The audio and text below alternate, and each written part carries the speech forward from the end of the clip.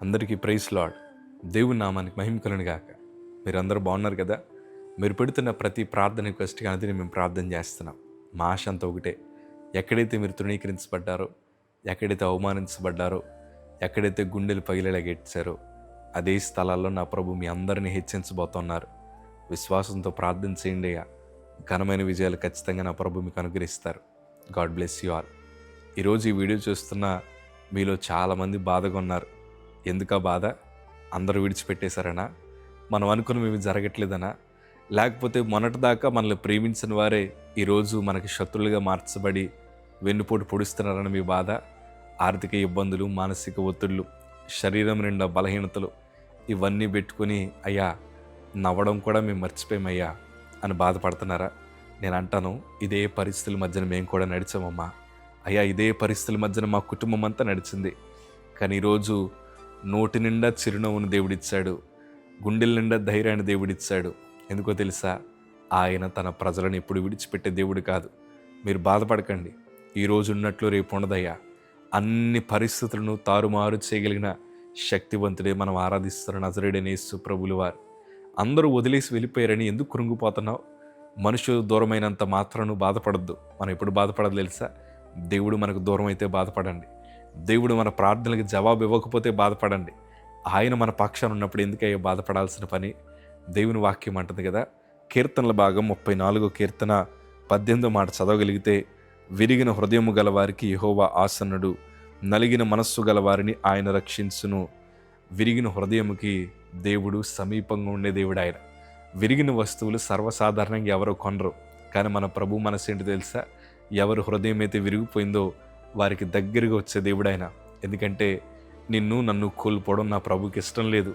మన విరిగిపోయిన జీవితాన్ని ప్రభు చూసి మనల్ని తిరిగి కట్టాలని ప్రయత్నం చేస్తాడు ఆయన. ఆ గాయమును మాన్పాలని ప్రయత్నం చేస్తాడు ఆయన. మాన్పడమే కాదు, ఏ శోధల మధ్యనైతే మనం ఉన్నామో, ఏ స్థలాల్లో అయితే కృంగిపోయామో అదే స్థలంలో ఘనమైన సాక్షిగా మన ప్రభు వాడుకుంటారు. ఏ స్థలాల్లో అయితే గుండెలు పగిలేలాగేడ్చామో అదే స్థలంలో నోటి నిండా చిరునవ్వు ఇచ్చి అందరి మధ్యన సంతోషకరమైన సాక్ష్యాల చేత నా ప్రభు నింపగలిగిన సమర్థుడైన. ఈరోజు అదే ధైర్యంతో చెప్తున్నాను, మీరు బాధపడద్దు.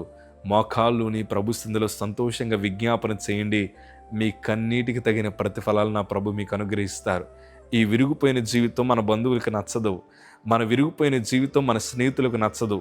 మన శోధనలో పడిన మరుక్షణమే వారందరూ మనల్ని విడిచిపెట్టి చాలా దూరం పరిగెడతారు. ఎందుకో తెలుసా? మనం సహాయం అడుగుతామోనని.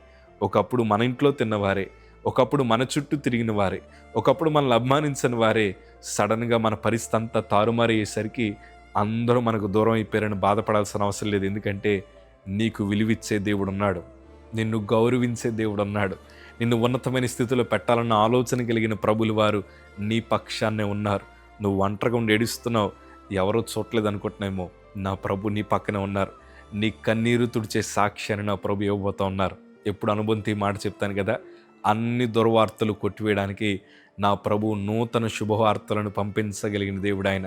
యేసేబు ఎన్నో శ్రమలు అనుభవించాడు, కానీ చక్కటి బిడ్డలను దేవుడిచ్చారు.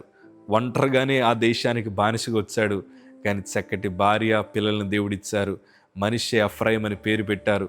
నేను అవమానం పొందిన చోటే దేవుడు నన్ను గనపరిచాడు. నా తండ్రి ఇంటి వారిని మర్చిపోయేలాగా దేవుడు చేశాడు. నా ప్రతి కన్నీటిని నాట్యముగా మార్చాడని యేసేబు ఒక సాక్ష్యాన్ని పంచుకున్నట్లే ఈరోజు నేను అంటాను, నీ విరిగిన పరిస్థితి, నీ నలిగిపోయిన పరిస్థితిని నా ప్రభు మార్చి బలమైన సాక్షిగా నా ప్రభు వాడుకుంటారు. బాధపడద్దయ్యా, బాధపడద్దాం. ఎందుకంటే మనుషులు ఏ రోజు ఎట్లా మారుతారో తెలియదు కదా. వారి మీద ఆధారపడకండి. మనుషులు ఏ రోజు నిన్ను విడిచిపెడతారో, ఏ రోజు నిన్ను పొగుడతారో, ఏ రోజు నిన్ను తిడతారో నీకు తెలియదు. కాబట్టి వాళ్ళందరితో చాలా జాగ్రత్తగా ఉండండి. ప్రేమించొద్దని నేను చెప్పను, కానీ మొదటి స్థానాన్ని దేవుడికి ఇవ్వండి. మొదటిగా ప్రభువుని ప్రేమించండి. ఎందుకంటే ఇప్పుడు మనుషులందరూ ఎలా ఉన్నారో తెలుసా? ఏ ఎండకు ఆ గొడుగు పట్టేవారుగా ఉన్నారు. ఎప్పుడు ప్రేమించాలో వారికి బాగా తెలుసు, ఎప్పుడు అవసరం తీరిపోయాక వదిలేయాలో కూడా వారికి బాగా తెలుసు. ఈరోజు నీ కళ్ళ ముందరు నీ నవ్వుతున్న ప్రతి ఒక్కరూ నీ మేలు కోరేవారు కాదయ్యా. నువ్వు విరిగిపోతే, నువ్వు నలిగిపోతే నిన్ను విడిచిపెట్టి వెళ్ళిపోయేవారే ఉన్నారు. కానీ ప్రభు మాత్రం నీకు సమీపంగా ఉండే దేవుడు ఆయన. బాధపడకు. నీ ఓటములను నా ప్రభు విజయంగా మారుస్తాడు. నీ కుటుంబ భవిష్యత్తును నా ప్రభు మారుస్తాడు. ధైర్యంగా ఉండండి. God bless you.